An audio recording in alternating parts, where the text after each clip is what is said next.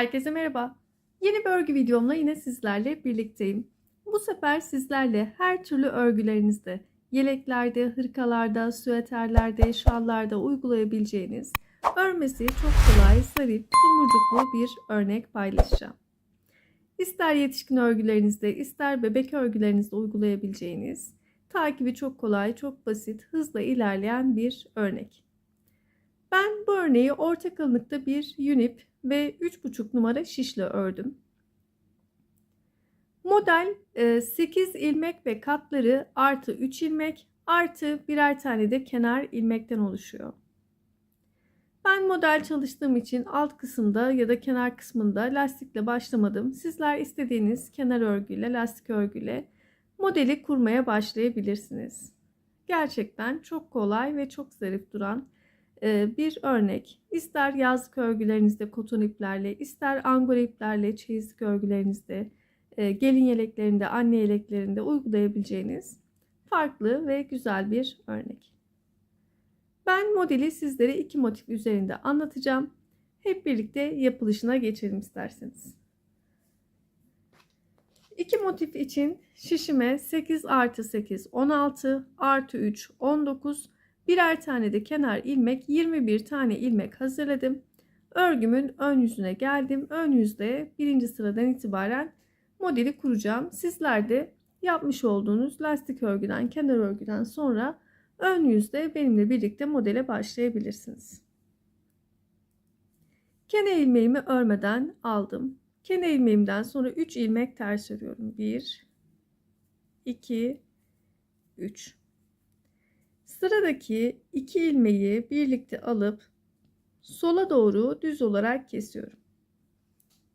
1 ilmek artırdım. 1 ilmek düz.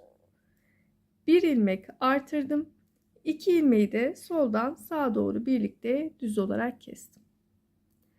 2 model arasında 3 ilmek ters örüyorum. 1 2 3. Tekrar 2 ilmeği birlikte sola doğru düz olarak kestim. 1 artırdım. 1 düz ördüm. 1 artırdım. 2 ilmeği soldan sağa doğru kestim. 3 ilmek ters. 1 2 3 ve kenar ilmeği. Örgümün ikinci sıra arka yüzüne geldim. İlmeklerimi yönlerine göre öreceğim. Kenar ilmeğimden sonra 3 ilmek düz, 5 ilmek ters. 1 2 3 4 5. 3 ilmek düz, 1 2 3 5 ilmek ters. 1 2 3 4 5. 3 ilmek düz ve son kenar ilmeği. Tekrar örgümün ön yüzüne geldim. Modelime devam ediyorum. Ön yüzdeyim. İlmeklerimi gördüğüm yönlerde örüyorum. 3 ilmek ters, 5 ilmek düz. 1 2 3 4 5. 3 ilmek ters,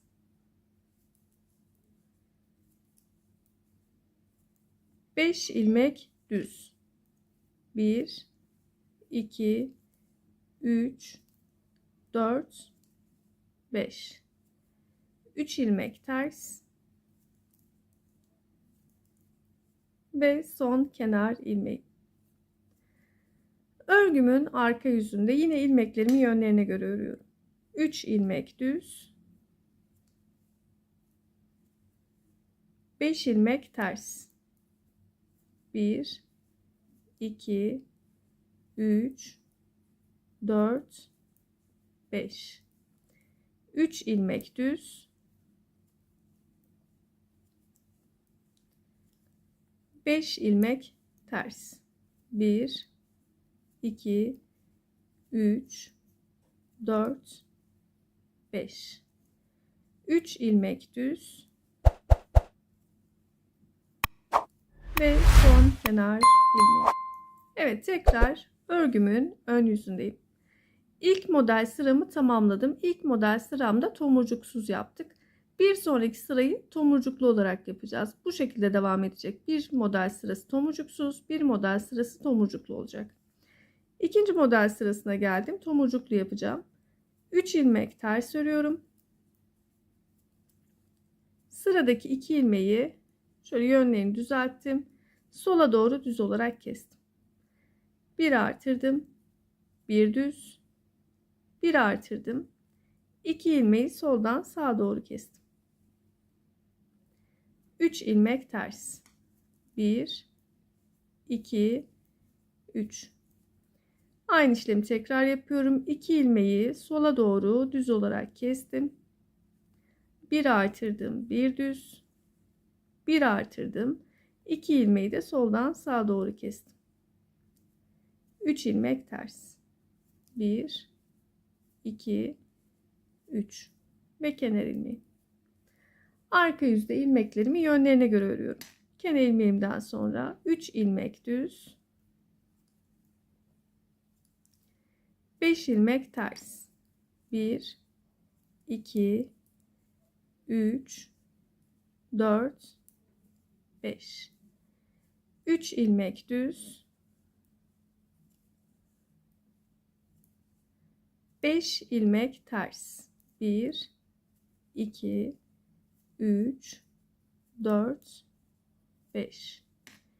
3 ilmek düz ve son kenar ilmeği. Evet, örgümün ön yüzüne geldim. İlmeklerimi yönlerine göre öreceğim sıradayım. Bu sırada tomurcuklarımızı da yapacağız. Kenar ilmeğimi örmeden aldım. 3 ilmek ters olarak ördüm. Sırada 5 tane düz ilmeğim var. İlk ikisini düz olarak örüyorum. Tam ortadaki ilmeğime geldiğimde 2 ilmeğin arasındaki boşluktan batıp bir tane ilmek çektim. İkinciyi doladım. Tekrar batıp üçüncü ilmeği çektim. Dördüncüyü doladım. Tekrar batıp beşinci ilmeği çektim. Altıncıyı doladım ve ilmeğimin içine batarak düz olarak ördüm. Toplamda 7 tane ilmek oldu tomurcuğum için. 2 ilmek düz örüyorum. 2 model arasında 3 ilmek ters. Tekrar tomurcuk uygulayacağım. 2 ilmek düz. Ortadaki ilmeğe geldiğimde 2 ilmeğin arasındaki boşluktan batıp birinci ilmeğimi çektim. İkinciyi doladım. Üçüncü ilmeğimi tekrar çektim. Dördüncüyü doladım. Beşinci ilmeği çektim. Altıncı ilmeğimi dolayıp ilmeğin içinden batıp yedinci ilmeği de düz olarak ördüm. 2 ilmek düz. 3 ilmek ters. Örgümün arka yüzüne modelimizin son sırasına geldik. Kenar ilmeğimi örmeden aldım. 3 ilmek düz. 2 ilmek ters. Sıradaki 7 ilmekli tomurcuğumu 7 ilmeği birlikte şöyle şişime alıyorum.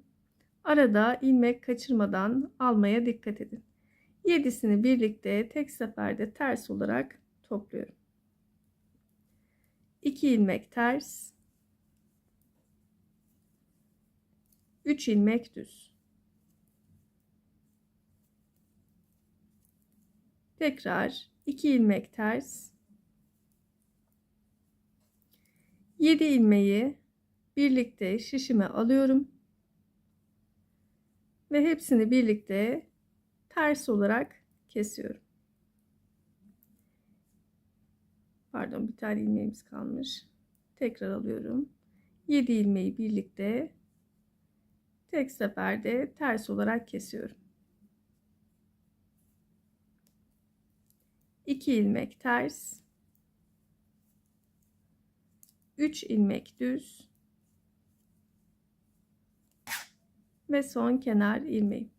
Evet, böylelikle ilk model sıramızı da tamamlamış olduk.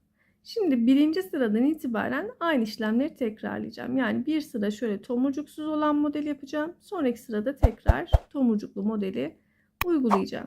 Bir parçayı da tekrar göstereyim.